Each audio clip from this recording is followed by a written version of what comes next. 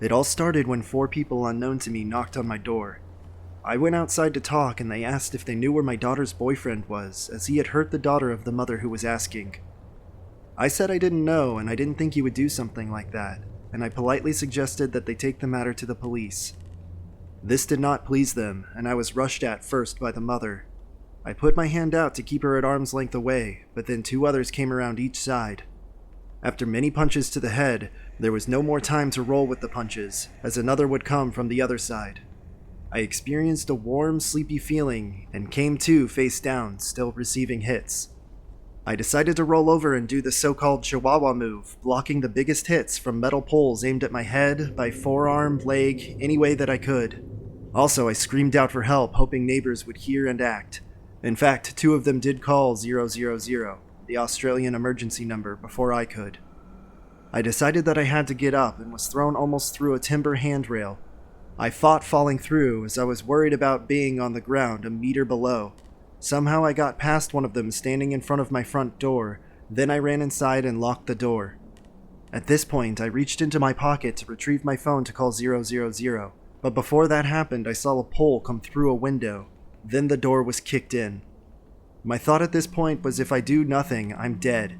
If I fight, the best way I could hope for was being found in time to wake up in a hospital in a bad way. Next thing I remember was hitting the first 3 heads that came through the door, then blank until I was trading furious punches with 2 in front of me, and a third came rushing to the right with a charging baseball-style hit with a meter pole to my temple. I decided to turn my head a bit and got hit on my right ear. I then stepped my right foot forward and connected my right fist to his left cheek. Then there was one who was right in front of me. I thrust my left fist with a hard follow-through, the only time in my life that I did not hold back. I connected to the center of their face and saw the person stumble back. I then moved hard on my right foot and thrust my right fist into the left cheek of the next guy on my left, who stumbled into my TV. At this point, I am stunned that they had backed off, and very surreal that I'm alive, standing and talking. The main offender screams at me to get my daughter's boyfriend, or my daughter to her, so I pretended to agree. I pulled the phone out of my pocket and called my daughter. When she answered, I warned her of the people looking for her and her boyfriend. Also, I asked very seriously what she knows that I don't.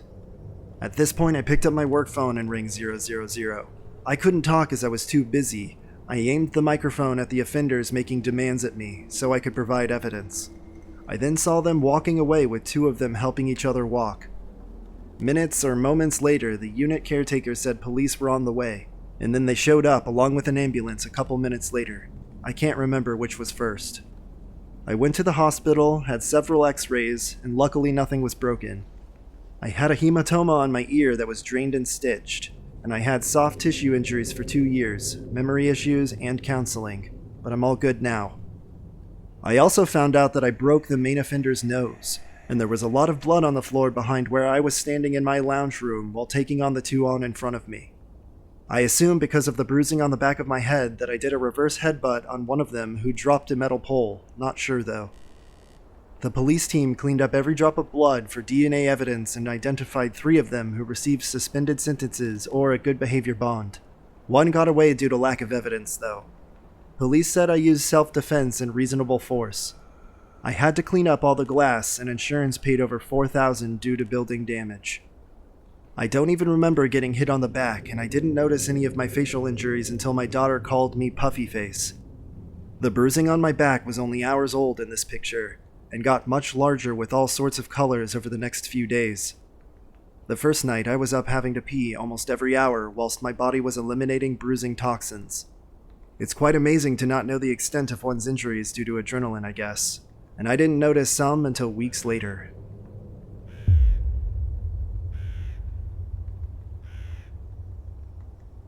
I personally was not, but it was in my parents' house and the house I'm living in now.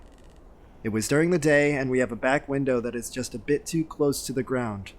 The windows are all newish, but a window lock only does so much. A few people decided to break into our house through this window. They came in and stole what they could, which was not a ton of stuff, but enough. They stole our mom's jewelry, our Wii, some cash that was for emergencies, and a few other random things, including a change jar. We have ornate iron doors on both of our front doors, and while trying to get out, they grabbed every key that they could find, but still had to go out through the back window again. Those door keys are on our keychains that we kept on our person.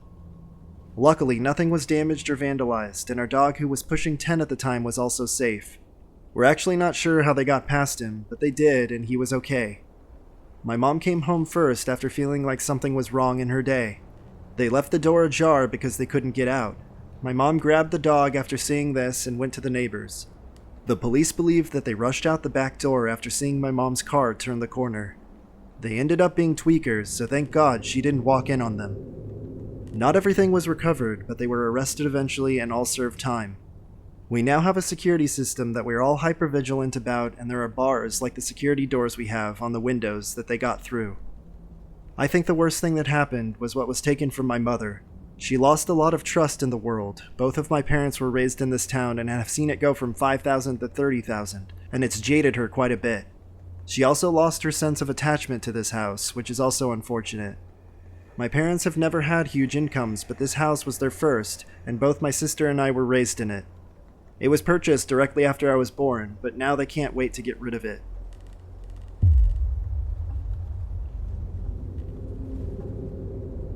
When I was 17, I had a boyfriend who was in the army.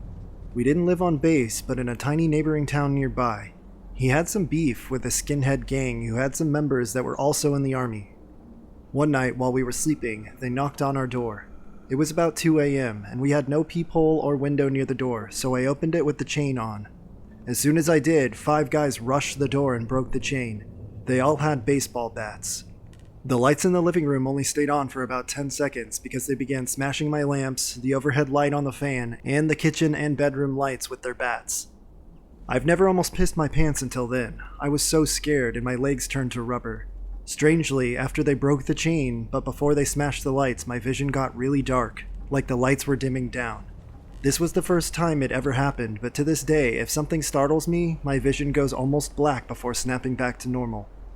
So, these guys grab my boyfriend and are holding him down on the couch. 2 guys holding him down while the others take swings at his torso with their bats. I have no clue what to do, so I try to tackle them by taking a running jump. It's not really effective. I'm 17 and short, and these guys are like 25 and huge. My feet are bloody and cut up from running through broken glass, and I'm only wearing a t-shirt and underwear. We had one phone in that house, and it was in the bedroom, and I somehow felt like these guys weren't going to let me at it. I ended up running out of the house with no shoes, bloody feet, and glass digging in deeper every step. I looked for the town's only cop. This is in Nolanville, Texas, with a population of only about 2,000. I ended up at the post office a few blocks over. There's a payphone, so I tried calling 911. It rang and I was immediately put on hold. While I was waiting, the cop found me. He handcuffed me and put me in the cruiser because I didn't have any pants on. I tried to explain that my house had been broken into and my boyfriend was being assaulted, but the cop insisted on running my social security number to make sure everything, quote, added up. While I was in the back of the police car, I see the 5 guys drive past us in a pickup truck. After everything checked out okay with my record, the cop drove me home, blowing off my break-in story completely. My door was wide open, only the porch light lit, and my boyfriend was still on the couch, curled up in a ball. He declined to go to the hospital. We later found out that he had 2 broken ribs. The cop called a backup unit from another neighboring town and then urged us to name the attackers, but my boyfriend wouldn't.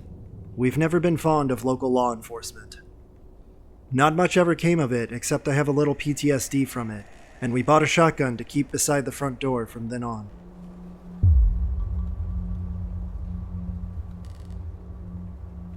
My mom had recently been making a lot of brownies. On this day, she made a particular batch that was greater than any of the brownies she had ever made before. We ate a few, but for some reason didn't finish them, and we left them out on the kitchen stove. My mom, my sister, and I all went to sleep later that night while my dad was out at a meeting. My mom, knowing my dad would be home in just a few minutes, didn't think she needed to lock the doors before she went to sleep. Now, we're all asleep and my dad pulls into the driveway.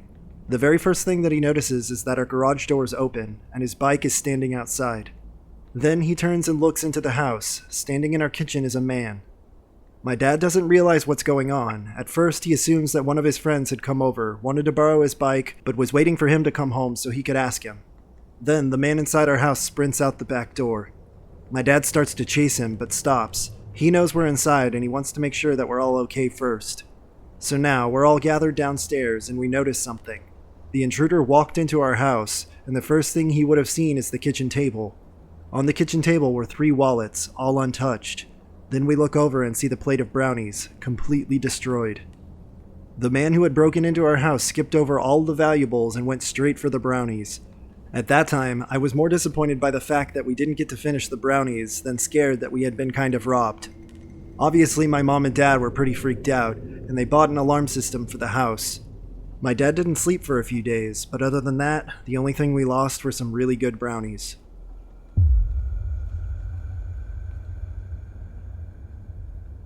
I had just moved into my first apartment and was in the process of actually moving in. The door that led into my apartment locks itself automatically when closed. So I was going to the entrance of the apartment complex to get my mail while talking on the phone with my boyfriend. I returned to my apartment and sat on my bed while opening the mail while using the phone. I dropped the phone on the floor and it landed under the bed, so I had to lie on the floor and stretch for it. I saw something that caught my eye though. There was someone under my bed. My eyes widened and I choked the urge to scream. The person under my bed was lying still with his back towards me and his head to his chest so I couldn't see his face. I don't think he was able to see me either. Trying to be rational while so many thoughts rushed through my head, I picked up my phone, said, "Sorry, I dropped my phone. I'm just gonna go take a shower and call you back." The bathroom was right next to my bed, so I hastily walked in. I quietly locked the door, turned the shower on, and jumped out of my window. My apartment was on the first floor. And then I proceeded to call the police. They told me to wait nearby, but to go across the street and see if anyone comes out of the door to the apartment complex. This was during summer and it was still light out. I placed myself across the street, hiding behind a car while watching my open bathroom window and the entry door. I called my boyfriend and he came to me just before the police did. I gave them my keys and they went inside.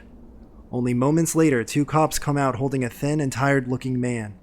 His eyes looked crazy, but he didn't try to get away.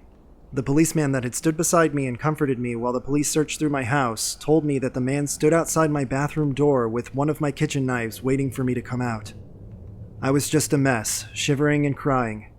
This man had somehow crept into my entry door while I was getting my mail and hid under my bed. The man that was trying to hurt me turned out to be a homeless person and was placed in a mental hospital. My boyfriend moved in with me the very next day.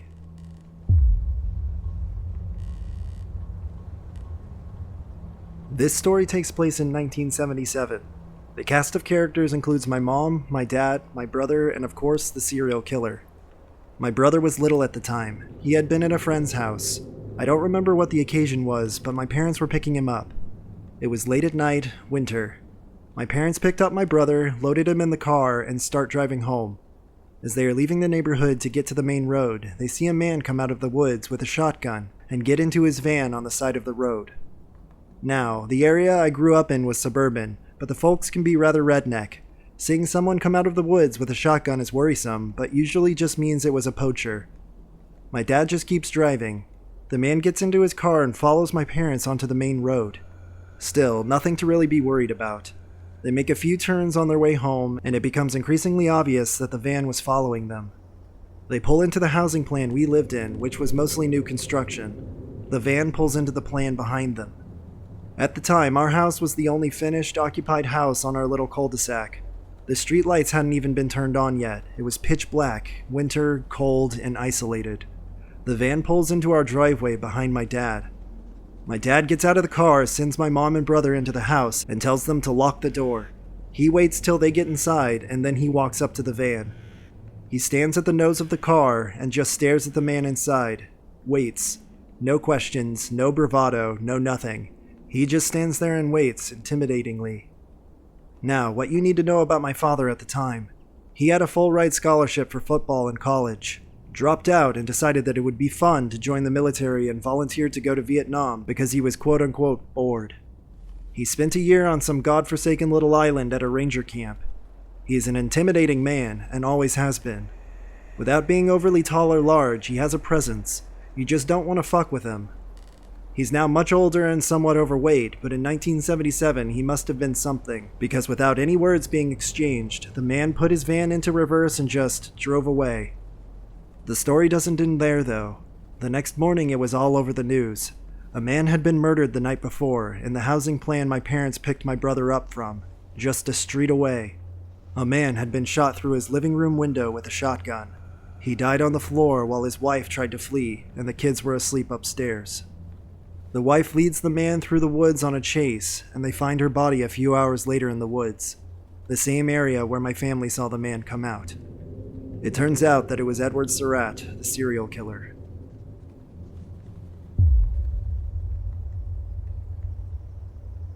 When I was younger, I lived on an estate of houses that backed onto a huge field where many people walked their dogs. It was even used as a cut-through to the next neighborhood, which would take approximately 25 minutes to walk through. When I was about 13, my neighbor and I decided to camp out for the night in my back garden, which apart from a 6-foot wooden fence was completely open to the field, albeit with 20 trees around the fence. Seeing as we were into Action Man figures at the time, we decided we would make the tent a hideout. So we get together some branches and one of those army nets to put over the tent to make it seem a bit stealthier.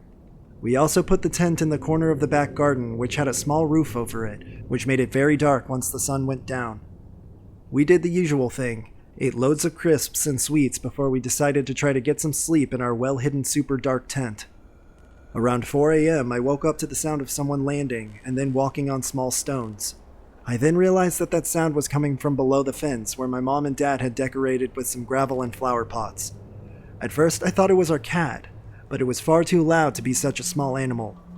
I slowly sat up, trying not to make too much noise from my sleeping bag. Then I heard it again. I once again tried to make my way to the front of the tent silently and looked through the zipper.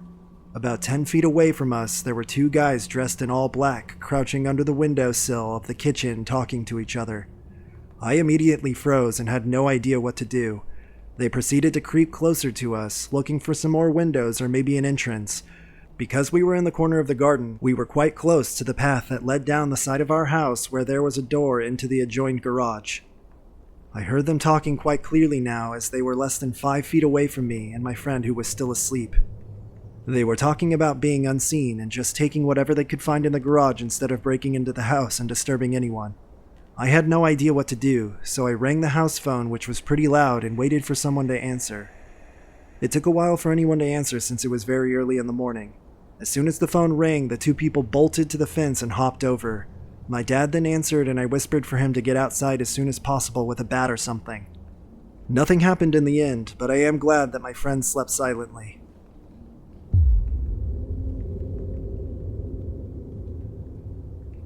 My parents used to have a friend from high school who they have since told me they all thought was a little strange. We'll call him Rick. My mom said that he was a really nice guy, not red flag weird, just a bit odd. They had vague knowledge of abuse in his family, but at the time, abuse wasn't something people really talked about. It was considered, quote, personal family business, so I guess they just chalked his oddness up to childhood trauma or something. Their group of friends were all pretty close, enough so that it wasn't weird when Rick would show up at our house just to hang out.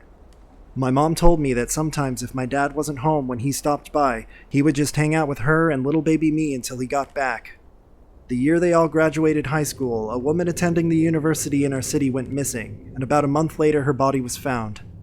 The police reported that the woman's body had probably been there a couple of weeks by the time it was found. Her killer was never caught. A few years later, when I was a month old, another female student of the university went missing. Our local police department still has her case open because she was never found. She was pronounced dead after being missing for about 10 years, at the request of her family. Around the time that she had gone missing, I think there began to be some suspicions surrounding Rick with their social circle. No actual evidence that he may have been involved or anything, just more of a feeling they got that something was going on with him, and they just found it was a bit eerie seeing how it was at the same time this woman was missing. He had previously asked my dad if he could store a truck topper in the barn, and my mom told me that she once went to look around out there just to be sure there wasn't anything weird. She wasn't looking for anything specific, but she just felt the need to inspect the area. She didn't find anything strange or out of place though. 18 months after that, a third woman was abducted. After being taken to a house in a tiny town outside of a city and chained to a bed, she was then taken to the bridge over the river, hands and possibly feet still bound, and thrown in. She somehow swam to the riverbank and was able to call the police. She identified her abductor to the police along with the house she was taken to. It was Rick. The police went to his house to arrest him, and as they were climbing the stairs, he shot and killed himself. During the investigation into the 2 prior disappearances, they discovered that he had taken off a week of work during the times that each of the 2 women had gone missing.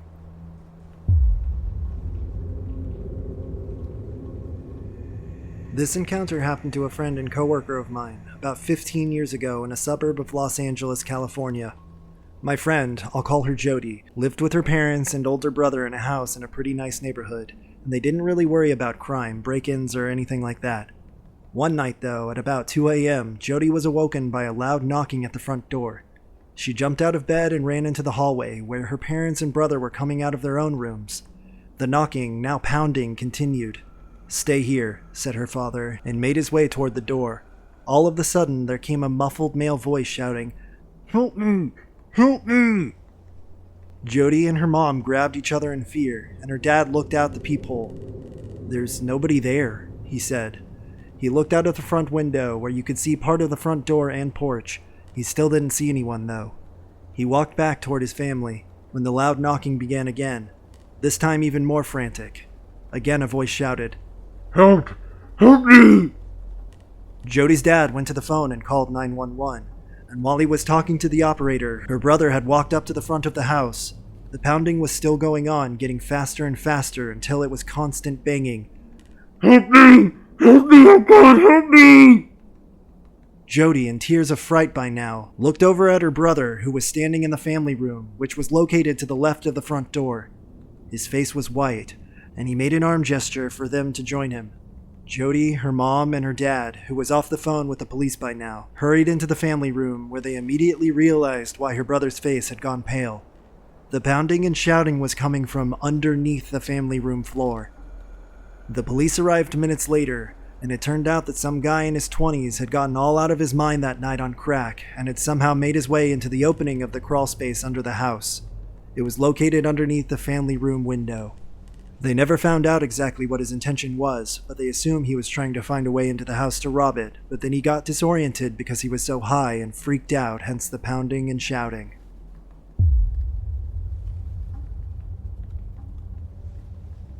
I wasn't actually there when the incident happened, but I can tell you what my parents told me years later. When I was about 6 years old, we had just moved into our then new house. When I think back on it, I would say that we moved into a relatively safe neighborhood compared to where we were before. Neighborhood security, better fencing, all that good stuff. Anyway, my dad had just come back home from dropping me off at school for the day. He pulled into the garage from the back alley, only to find that the garage door was wide open. His initial thought was that he had forgotten to close it when he had left with me earlier. However, he then noticed that the car parked in the driveway outside of the garage had its front passenger door wide open. Just then, out of the corner of his eye, he saw a man that was peeking around from inside the garage near the laundry room. This was the only room that connects to the main part of the house. My dad doesn't think that they have noticed his car yet, and without finishing pulling in, he jumped out of the car and started towards the laundry room. At this point, though, the intruder must have seen him, as he quickly turned around and started through the house. Meanwhile, my mother was working from home that day and was tapping away on her laptop in a different room in the house. She had heard the garage door open a couple of minutes ago, thinking it was just my dad returning home from dropping me off, so she didn't really think much of it. After a minute or so, she did call out to my dad to get his attention, but he didn't respond. As she finished up what she was doing with her work laptop, she stood up, only to see 2 big men wearing ski masks bolt past her from the main part of the house. Her immediate reaction was to scream, "Who are you people?" To which the 2 intruders turned to face her directly. She didn't really get a good look of them, not just because they were wearing ski masks, but because she was so frightened and that she started screaming at them.